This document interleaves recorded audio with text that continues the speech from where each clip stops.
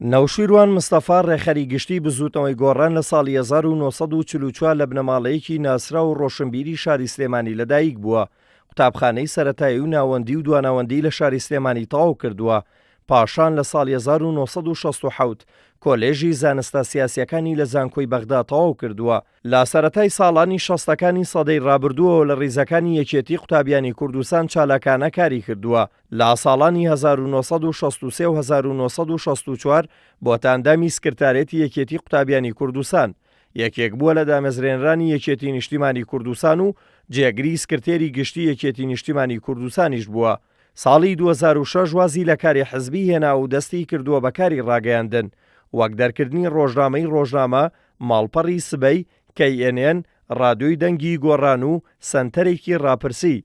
چەندین کتێبی لە بواری سیاسی و مێژووی و ئەدەبی نووسیوە. ساڵی 1970 ژیانی هاوسەری پێگێناوە. نەوشیروان مستەفا خاوەنی 2 کوڕ و کچێکە بە ناوەکانی نەماچیا چرا.